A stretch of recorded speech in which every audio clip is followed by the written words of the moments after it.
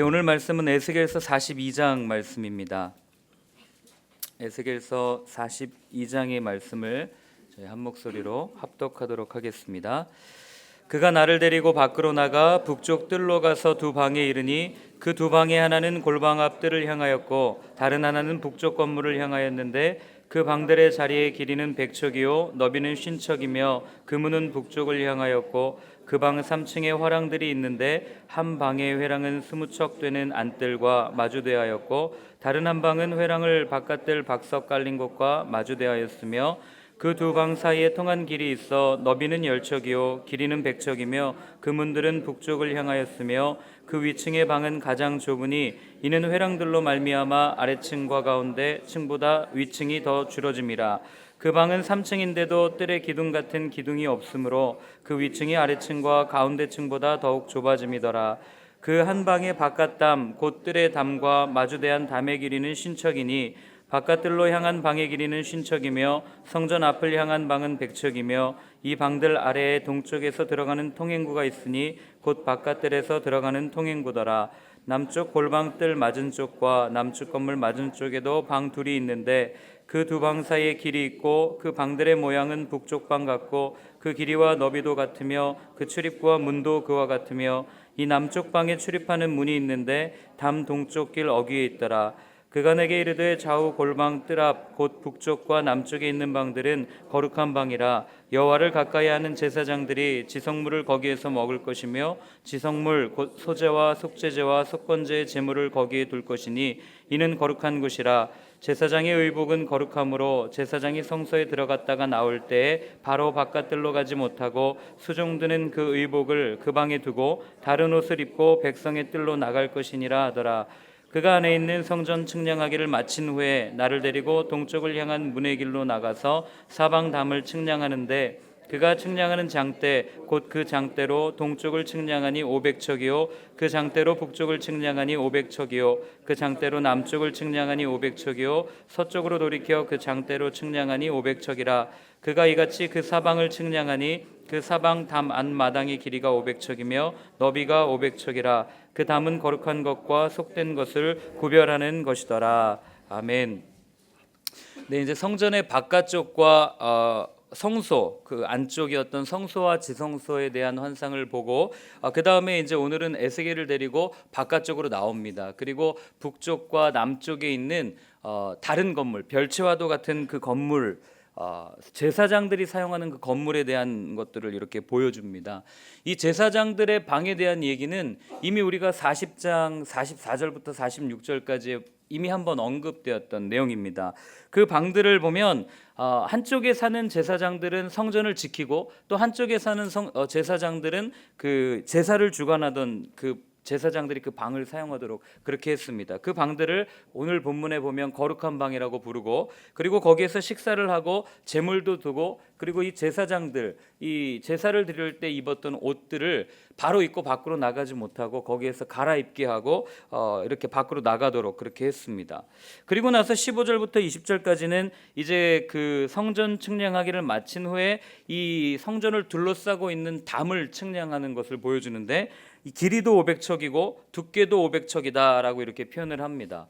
이 500척이라는 게 뭐 정확한 수치는 저희들이 이렇게 알 수 없지만 많은 학자들이 얘기하기를 한 250에서 한 270m 정도가 되는 이 길이고 두께라고 합니다. 그러니까 담이 270m 정도면 이 두께가 얼마나 두껍겠어요. 여기서 아무리 크게 얘기해도 들릴 수 없는 이걸 왜 얘기하냐면 결국 이 담을 통해서 이 거룩한 것과 속된 것이 구별된다라고 하나님 분명하게 이야기를 해주고 계신 겁니다. 그리고 내일부터 살펴볼 43장에는 이제 그 하나님 여호와께서 이 성전에 임하시게 되는 내용이 나오는데 그 여호와께서 이 성전에 임하시기 전에 하나님께서 꼭 이야기하고 넘어가는 것이 바로 무엇이냐면 거룩이라고 하는 부분에 대해서 오늘 이야기를 하시고 이제 말씀하시는 겁니다. 하나님께서 하나님의 백성들에게 요구한 것은 딱 한 가지가 있었습니다. 그 무엇이었냐면 바로 하나님의 자녀답게 살라는 거였어요. 하나님의 자녀답게 살라는 것을 조금 더 쉬운 우리 용어로 얘기하면 바로 거룩이라고 하는 거죠. 하나님께서 레위기에 얘기하십니다. 너희는 거룩하라. 이는 나 여호와 너희 하나님이 거룩하기 때문이다 라고 우리에게 분명하게 이야기하십니다. 그래서 어떻게 보면 이 성경이라고 하는 책은 하나님께서 요구하신 이 거룩이라고 하는 것과 그리고 그 거룩을 지켜내기 위해서 몸부림치는 사람들 사이의 이야기라고도 이렇게 말할 수가 있습니다. 왜냐하면 하나님께서 얘기하셨어요. 너희는 이 모든 나라 중에서 내 소유가 되겠고 너희가 내게 대하여 제사장 나라가 되고 그리고 거룩한 백성이 되겠다라고 분명하게 이스라엘 백성의 정체성을 이야기를 해주셨기 때문이었습니다.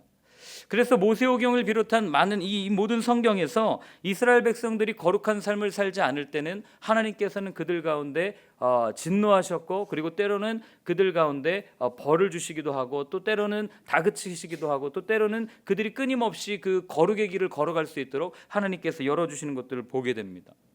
그럼 거룩의 반대말은 우린 부정, 불결 이렇게 생각하지만 이 어휘상의 단어의 그 반대말을 보면 풀어져 있는, 얽매이지 않은 이런 뜻이에요. 그러니까 거룩한 백성이라는 얘기는 거꾸로 얘기하면 하나님께 매인 백성들이란 뜻이고 하나님께 묶여 있는 백성들이라는 얘기예요. 우리가 생각할 때는 묶여 있는 게 자유하지 못하고 굉장히 부자연스러운 것 같지만 하나님께서 요구하시는 하나님의 백성의 모습은 하나님의 말씀에, 하나님의 뜻에, 하나님께 그냥 묶여 있는 것을 이야기를 합니다. 특별히 오늘 본문은요, 제사장들이 해야 할 여러 가지 의무들에 대해서도 또 말씀을 해주십니다. 우리는 제사장의 본문을 보면서 흔히 생각하기를 아직도 그렇게 이해하시는 분들이 있어요. 제사장은 성전에서 일하는 사람들이니까 교육자들을 얘기하는 거야, 이렇게 얘기하실 수도 있는데, 여러분 우리 이미 성경 여러 번 읽어서 알지 않습니까? 누가 제사장입니까 이 시대에? 예수를 그리스도로 고백하는 우리 모두가 다 하나님 앞에 거룩한 제사장입니다.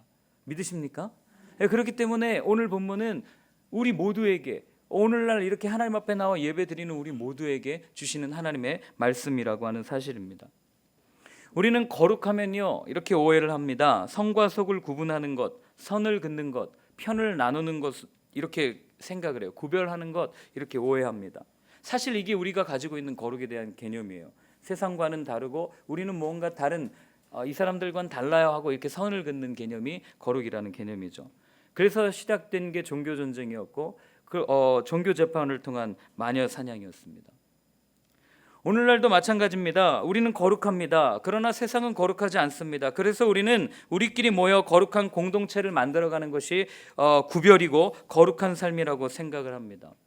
그런데 여러분, 성경 전체에 흐르고 있는 이 거룩이라는 개념, 이 구별이라고 하는 것은 성과 속, 그리고 거룩한 것과 거룩하지 않은 것을 분리한다는 어떤 이런 이원론적인 흑백 논리가 아닙니다. 만약 거룩한 교회와 거룩하지 않은 세상, 이러한 구도 속에서 흑백 논리를 가지고 우리가 거룩을 이해한다면 예수님께서 말씀하신 너희는 세상의 빛과 소금이다 라는 말씀을 우리는 온전하게 이해할 수가 없다고 하는 사실입니다. 그 말은 거짓말이 돼요. 그렇다면 무엇이 진정한 거룩인가? 예수님도 제자들을 위해서 기도하실 때 그렇게 기도하셨거든요. 아버지, 저들이 진리로 거룩하게 해 주십시오, 이렇게 끊임없이 기도하시는 것을 보게 됩니다. 그럼 무엇이 진정한 거룩인가? 오늘 본문 20절에 그 답을 하나님께서 주시고 계십니다. 우리 20절의 말씀을 한번 같이 읽어보겠습니다. 그가 이같이 그 사방을 측량하니 그 사방 담 앞마당의 길이가 500척이며 너비가 500척이라. 그 담은 거룩한 것과 속된 것을 구별하는 것이더라. 자, 구별하였다라는 이 동사가 레위기에서 여러분들 잘 아시는 것처럼 정한 짐승과 부정한 짐승을 구별하였더라, 거기에 쓰이는 단어고요. 그리고 그 성막을 지을 때 성소와 지성소를 구별하였더라 할 때 쓰이는 단어가 오늘 나오는 구별하다라는 단어입니다. 그럼 여기서 저한테 질문하셔야 됩니다. 아니, 방금 전에 이 거룩한 것과 거룩하지 않은 것을 구분하는 이런 이원론적인 흑백 논리가 거룩의 개념이 아닌데 여기서는 구별하는데 대체 뭡니까? 라고 저한테 질문하셔야 돼요. 이 답은요, 오늘 이 구별하다라는 단어 안에 그 답이 포함되어져 있습니다. 이 구별하다라는 단어가 레위기와 출애굽기뿐만 아니라 제일 먼저 어디에 사용되냐면 창세기 1장에 사용이 됩니다. 땅이 흑암이 가득하고 공허할 때 하나님께서 뭐라고 말씀하시냐면 빛이 있으라라고 말씀하십니다. 그리고 빛이 있으니 그 빛을 하나님께서 낮이라고 이야기하시고 어둠을 밤이라고 그 빛과 어둠으로 나누시는 모습을 보게 됩니다. 이때 나눠지다라는 단어가 바로 여기 나와 있는 그 구별하다라는 단어입니다. 즉 이 단어 안에는 하나님의 창조 질서에 대한 의미가 담겨져 있는 거예요.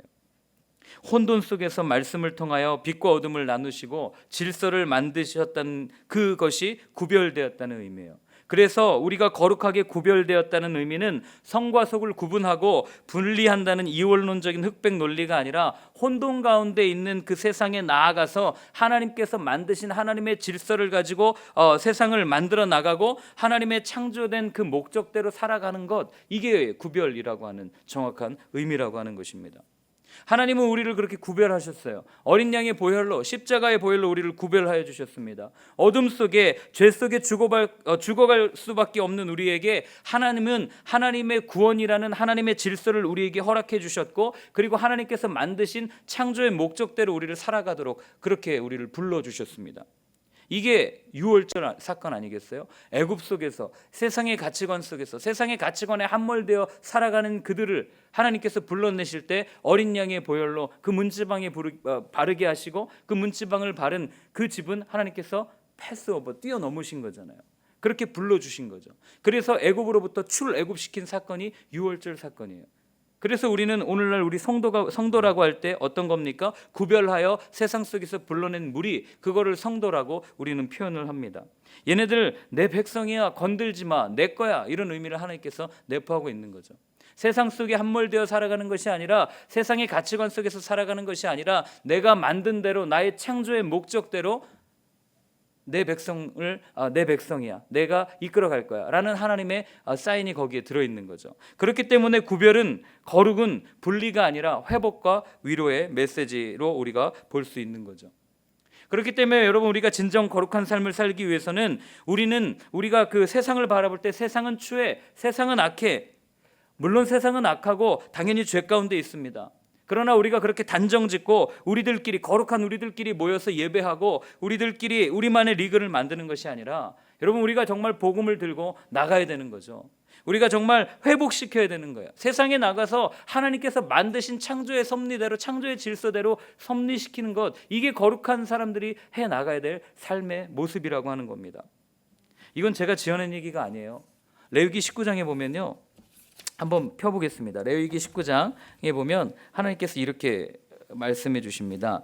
2절에 보면, 너는 이스라엘 자손의 온 회중에게 말하여 이르라, 너희는 거룩하라, 이는 나 여호와 너희 하나님이 거룩합니다 라고 이야기하세요. 그리고 나서 거룩한 하나님의 백성들이 살아가야 될 삶의 모습들에 대해서 이야기해 주시는데, 어떻게 얘기하냐면 쭉 이어서 나오는 그 3절부터 8절까지는 어떤 내용이 나오냐면, 하나님 앞에서 거룩한 백성으로 지켜야 되는 종교적인 어떤 의무들, 그 다음에 부모를 공경해라, 그 다음에 안식일을 지켜라, 우상 숭배하지 말아라, 이런 이야기들이 쭉 나오고요. 11절부터 18절까지는 우리의 삶 속에서 지켜야 하는 모습들이 나와요. 정직하게 살아야 되고 사랑하는 삶을 살아라 라고 그렇게 이야기를 하십니다. 그리고 나서 18절에 뭐라고 얘기하냐면, 하나님이 반드시 한 번 더 확증해 주세요. 나는 내 이웃 사랑하기를 내 자신같이 사랑하라, 나는 여호와니라 분명하게 이야기하십니다.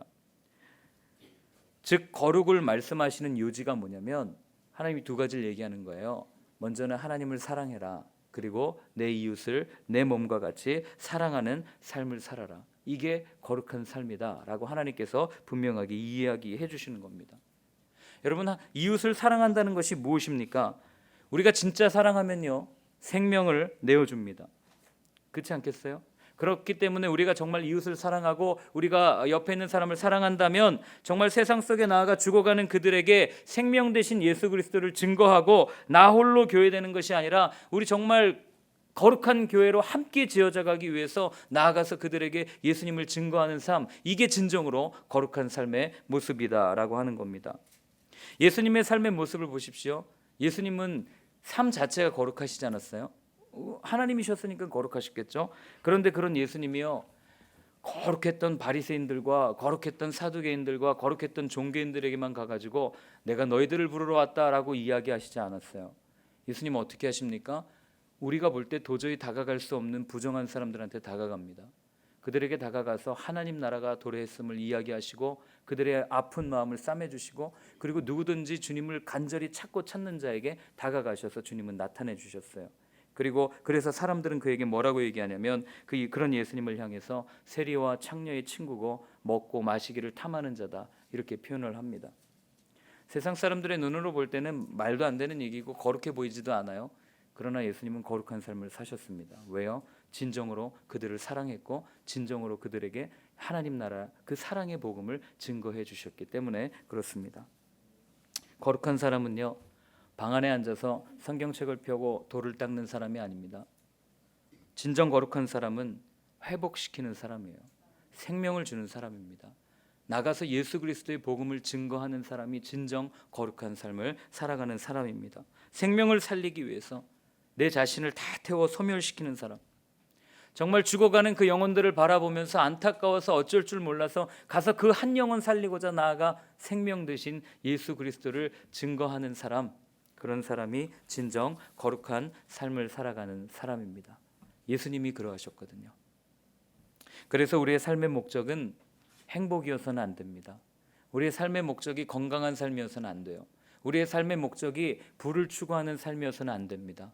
우리의 삶의 목적은 거룩한 삶, 그것이 그 자체가 되어야 한다고 하는 거예요. 자라면서 많이 들어왔던 이야기는 어쩌면 그렇게 너는 자라면서 아버지를 닮아가냐, 이런 이야기를 많이 들었어요. 또 어떤 분들은 그렇게 눈매는 엄마랑 똑같네, 뭐 이렇게 얘기하는 얘기를 많이 들었습니다. 닮기 싫어도요, 부모니까 닮는 겁니다. 그렇지 않겠어요? 여러분, 세상에 있는 어떤 부모가 자식한테 가가지고 야, 너 제발 내 눈 좀 닮아줘, 너 제발 자라면서 내 몸 좀 닮아줘, 나를 좀 닮아줘 부탁하는 부모가 어디 있겠어요? 자녀는요, 그냥 부모니까 닮아가는 겁니다. 여러분, 우리가 거룩하라 라고 이야기하는 얘기는요, 다른 표현으로 얘기하면 하나님을 닮으라 라는 얘기랑 똑같은 거예요. 거룩하라 라는 얘기는 하나님을 닮아가라라는 얘기랑 똑같은 거예요. 왜요? 하나님이 우리의 아빠시라면서요, 아버지라면서요. 그럼 우리는 자연스럽게 내가 닮고자 노력하지 않아도 아버지의 성품이 내 안에 드러나지 않겠습니까? 아버지를 닮아가지 않겠습니까? 그 아버지의 성품이 뭐예요? 거룩한 성품이에요. 그 아버지의 거룩한 성품은 뭡니까? 생명을 살리는 성품입니다. 그 아버지의 거룩함은 뭐예요? 사랑하는 것이에요. 그래서 예수님도 얘기하셨잖아요. 우리 교회 저 뒤에 붙어 있지 않습니까? 새 계명을 너희에게 주노니 서로 사랑하라. 너희가 서로 사랑하면 그때의 세상이 너희가 내 제자인 줄을 알게 될 거야 라고 분명하게 말씀해 주셨습니다. 왜요? 하나님은 생명 그 자체이시고, 하나님은 사랑 그 자체이시고, 하나님은 거룩 그 자체이시기 때문에 그렇습니다. 우리가 그분의 자녀라면 누가 이야기하지 않아도 우리는 그분을 닮아서 생명을 살리는 일, 사랑하는 일, 그리고 거룩한 삶을 살게 될 것입니다. 그런 사람들이 모여서 공동체를 이루었을 때 그 공동체가 진정으로 생명을 살리는 에스겔에서 보여지고 있는 이 완전한 공동체, 완전한 성전, 진정한 교회 공동체가 될 것입니다. 세상은요, 그런 공동체를 갈망하고 있습니다. 세상은 그렇게 생명을 내어주고 생명을 살리는 그런 사람들을 정말 눈이 빠지게 기다리고 있습니다.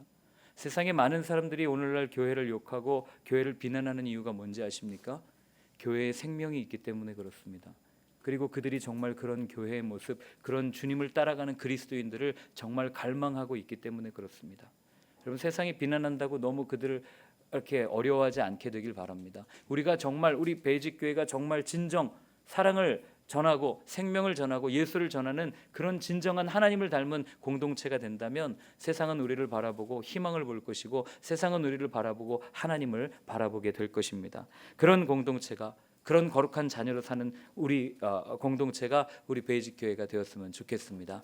이 시간 함께 같이 기도할 때요, 이렇게 기도했으면 좋겠습니다. 하나님, 거룩하게 하여 주십시오. 하나님, 생명을 전하게 하여 주십시오. 하나님, 사랑을 전하게 하여 주십시오. 생명을 들고 복음을 들고 세상에 나가 증거하며 서로 사랑하는 삶을 살아가는 저희들 될 수 있도록 하나님, 이 시간 우리 가운데 성령 충만함을 허락하여 주십시오. 우리 이렇게 한번 기도하도록 하겠습니다.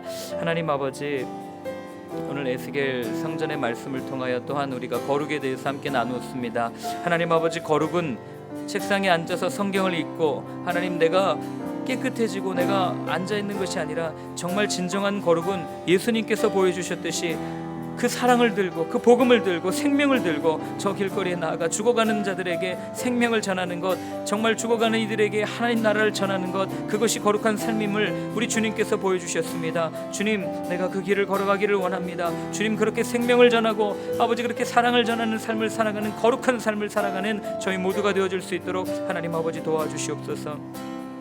하나님 아버지, 저희들 진정으로 거룩한 삶을 살기를 원합니다. 하나님, 성경책을 들고 책상에 앉아 그냥 나에게 주시는 은혜를 누리며 혼자 만족하는 것이 아니라 정말 눈을 들어 지금도 저 세상에서 신음하며 아파하는 이들에게 다가가 예수 그리스도의 생명을 증거하고 사랑을 증거하고 정말 이 추수 때가 되어 하나님 정말 일꾼이 없는 이때에 주님, 내가 여기 있습니다 라고 말하며 나아갈 수 있는 그런 진정한 거룩한 삶, 하나님 우리가 살기를 원하오니 하나님 우리에게 용기를 주시고 담대하게 나가 증거할 수 있는 마음을 하나님 우리에게 허락하여 주시옵소서. 이제는 십자가 위에서 우리의 모든 죄를 사하여 주시고 우리를 당신의 자녀로 불러주신 예수님의 크신 사랑하심과 하나님의 크신 은혜와 또 성령님의 위로하심이 정말 이제는 우리가 책상에 앉아 거룩을 논하고 거룩을 따라가는 그런 삶이 아니라 저 세상에 나가 죽어가는 이들에게 예수 그리스도의 생명을 증거하며 나가겠다고 다짐하는 이 자리에 계신 모든 분들 머리 위에 이제로부터 영원까지 늘 함께하여 주옵시기를 간절히 축원하옵나이다. 아멘.